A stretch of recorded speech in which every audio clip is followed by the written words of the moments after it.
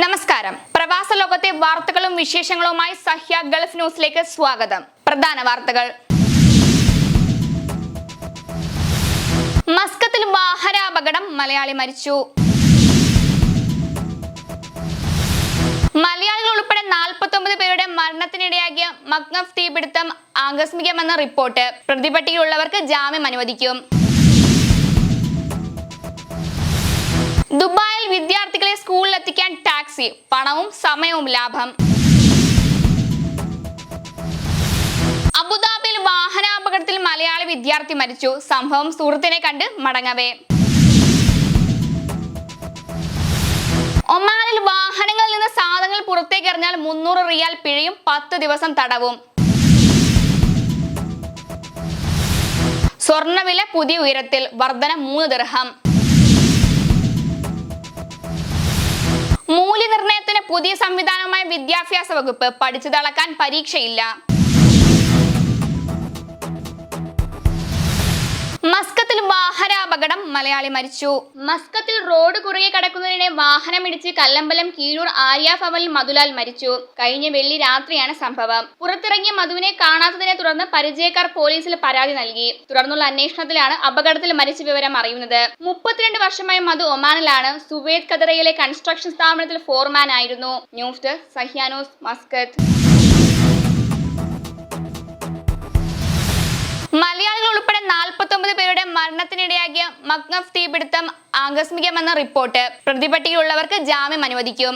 മലയാളികൾ ഉൾപ്പെടെ 49 പേരുടെ മരണത്തിനിടയാക്കിയ മങ്കഫ് തീപിടുത്തം മനഃപൂർവ്വമല്ലെന്ന് കണ്ടെത്തൽ. ഇത് സംബന്ധിച്ച കേസ് ഫയൽ പബ്ലിക് പ്രോസിക്യൂഷൻ ആഭ്യന്തര മന്ത്രാലയത്തിലെ ജനറൽ ഡിപ്പാർട്ട്മെന്റ് ഓഫ് ഇൻവെസ്റ്റിഗേഷനിലേക്ക് റെഫർ ചെയ്തതായി പ്രാദേശിക മാധ്യമം റിപ്പോർട്ട് ചെയ്തു. ഫയർ സർവീസ് ഇൻവെസ്റ്റിഗേഷന്റെ സാങ്കേതിക റിപ്പോർട്ട് വിലയിരുത്തിയ ശേഷമാണ് പ്രോസിക്യൂഷൻ കുറ്റകരമായ അനാസ്ഥയായി കണക്കാക്കാൻ ആകില നിലപാട് സ്വീകരിച്ചത്. തീപിടുത്തം ആകസ്മികമായി സംഭവിച്ചതാണെന്നും കുറ്റകൃത്യമോ ഗൂഢാലോചനയോ സംശയിക്കേണ്ട സാഹചര്യം ഇല്ലെന്നാണ് പ്രോസിക്യൂഷന്റെ കണ്ടെത്തൽ. ഒരു കുവൈറ്റ് പൗരനും 3 ഇന്ത്യക്കാരും 4 ഈജിപ്തുകാരും അടക്കം 8 പേരാണ് കേസിൽ പ്രതിപട്ടികയിലുള്ളത്. ഇവർക്ക് 300 ദിനാർ വീതം ഈടാക്കി ജാമ്യം അനുവദിക്കാൻ റിമാൻഡ് കോടതി ഉത്തരവിട്ടിട്ടുണ്ട്. News desk, Sahya news, Kuwait. ദുബായിൽ വിദ്യാർത്ഥികളെ സ്കൂളിലെത്തിക്കാൻ ടാക്സി, പണവും സമയവും ലാഭം. ദുബായ് ഉൾപ്പെടെയുള്ള എമിറേറ്റുകളിൽ മധ്യവേനൽ അവധി കഴിഞ്ഞ് സ്കൂളുകൾ തുറക്കാനിരിക്കുകയാണ്. സ്കൂളുകളിലേക്കുള്ള യാത്രകൾക്ക് മിക്ക രക്ഷിതാക്കളും സ്കൂൾ ബസ്സുകളെയാണ് ആശ്രയിക്കുന്നത്. വിദ്യാർത്ഥികൾക്ക് ടാക്സി സേവനങ്ങൾ നേരത്തെ ബുക്ക് ചെയ്യാനുള്ള സൗകര്യം Dubai roads and transport authority നൽകുന്നുണ്ട്. ടാക്സികൾ വീട്ടിലെത്തി കുട്ടികളെ സ്കൂളിലെത്തുകയും തിരിച്ച് വീട്ടിലെത്തുകയും ചെയ്യും. 2023 RTA കരിയം ആപ്പിൽ സ്കൂൾ റൈഡ് എന്ന ഓപ്ഷൻ നൽകിയത്. ആപ്പിലൂടെ യാത്ര മുൻകൂട്ടി ബുക്ക് ചെയ്യാം. News desk, Sahya news, Dubai.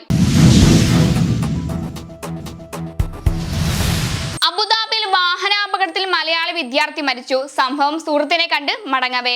അബുദാബിയിൽ വാഹനാപകടത്തിൽ മലയാളി വിദ്യാർത്ഥി മരിച്ചു. തൃശൂർ ഏങ്ങണ്ടിയൂർ എത്തായ് കിഴക്കിലൈൻ നഗറിൽ ചക്കാമഠത്തിൽ പ്രണവാണ് മരിച്ചത്. ഷൈജുവിന്റെയും മേനോത്തുപറമ്പിൽ ശ്രീ വത്സയുടെയും മകനായ പ്രണവ് അബുദാബിയിൽ വിദ്യാർത്ഥിയാണ്. ഞായറാഴ്ച പുലർച്ചെയാണ് സംഭവം. ദുബായിലുള്ള സുഹൃത്തിനെ കണ്ട് മടങ്ങവേ പ്രണവ് സഞ്ചരിച്ചിരുന്ന കാർ ഡിവൈഡറിലിടിച്ചാണ് അപകടം. News desk, Sahya news, Abu Dhabi.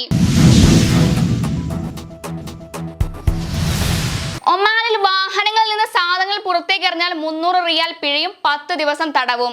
ഒമാനിൽ വാഹനങ്ങളിൽ നിന്ന് സാധനങ്ങൾ വലിച്ചെറിയുന്നവരെ കാത്തിരിക്കുന്നത് പിഴയും തടവും. ഒമാൻ ഗതാഗത നിയമത്തിൽ ആർട്ടിക്കിൾ 49(6) പ്രകാരം 300 റിയാൽ പിഴയും 10 ദിവസ തടവു ശിക്ഷ ലഭിക്കുന്ന കുറ്റകൃത്യമാണിതെന്ന് ഒമാൻ പബ്ലിക് പ്രോസിക്യൂഷൻ അറിയിച്ചു. അനുചിതമായ മാലിന്യ സംസ്കരണ രീതികൾ നിരുത്സാഹപ്പെടുത്തി പൊതുശുചിത്വവും സുരക്ഷയും നിലനിർത്തുകയാണ് ഈ നടപടി ലക്ഷ്യമിടുന്നതെന്നും പബ്ലിക് പ്രോസിക്യൂഷൻ പറഞ്ഞു. News desk, Sahya news, Muscat. സ്വർണ്ണവില പുതിയ ഉയരത്തിൽ, വർധന 3 ദിർഹം. സ്വർണ്ണവില രാജ്യചരിത്രത്തിലെ ഏറ്റവും ഉയർന്ന നിരക്കിൽ 24 കാരറ്റ് ഗ്രാമിന് 305.75 ദിർഹം എന്ന പുതിയ ഉയരത്തിലെത്തി. ഇന്നലെ 3 ദിർഹമാണ് ഗ്രാമിന് വർദ്ധിച്ചത്. രാജ്യാന്തര വിപണിയിൽ സ്വർണം ഔൺസിന് 0.86% വർധനയുണ്ടായി. അമേരിക്കൻ വിപണിയിൽ മാന്ദ്യത്തിന്റെ വേഗം കുറഞ്ഞതോടെ ഫെഡറൽ റിസർവ് പലിശയുടെ കാര്യത്തിൽ കാര്യമായ വർധന പ്രതീക്ഷിക്കുന്നില്ല. News desk, Sahya news, Dubai. മൂല്യനിർണ്ണയത്തിന് പുതിയ സംവിധാനമായ വിദ്യാഭ്യാസ വകുപ്പ്. പഠിച്ചത് അളക്കാൻ പരീക്ഷയില്ല. സ്കൂളിൽ പരീക്ഷയ്ക്കു പകരം കുട്ടികളുടെ പ്രായോഗിക കഴിവുകൾ പരിശോധിക്കുന്ന പുതിയ സംവിധാനത്തിന് തുടക്കമിടാൻ വിദ്യാഭ്യാസ വകുപ്പ്. മധ്യവേനൽ അവധിക്കു ശേഷം തുറക്കുന്ന 2ാം ടേം മുതൽ പൊതുവിദ്യാലയങ്ങളിലാണ് പദ്ധതി ആദ്യം നടപ്പാക്കുക. പാഠപുസ്തകങ്ങളിൽ നിന്ന് ലഭിച്ച അറിവ് പ്രയോഗിക്കുകയാണ് ഇവിടെ. ഇത് ഒറ്റയടിക്ക് വരുന്ന മാറ്റമല്ല, ക്രമേണ കൊണ്ടുവരുന്ന പരിഷ്കാരമാണ്. കുട്ടികൾ പഠിച്ചതിന്റെ സമഗ്രമായ വിലയിരുത്തലല്ല പരീക്ഷകൾ നടക്കുന്നത്. അതുകൊണ്ടാണ് പ്രായോഗിക പരീക്ഷണത്തിന് തയ്യാറെടുക്കുന്നത്. വിദ്യാർത്ഥികളുടെ പ്രോജക്റ്റുകൾ ഏതു രീതിയിലാണ് മൂല്യനിർണ്ണയം നടത്തുന്നതെന്ന കാര്യം വെളിപ്പെടുത്തിയിട്ടില്ല. ന്യൂസ് ഡെസ്ക് സഹ്യാനോസ്, ദുബായ്. ഇന്നത്തെ ഗൾഫ് രാജ്യത്തെ കറൻസിയും ഇന്ത്യൻ രൂപയുമായുള്ള വിനിമയ നിരക്കുകൾ.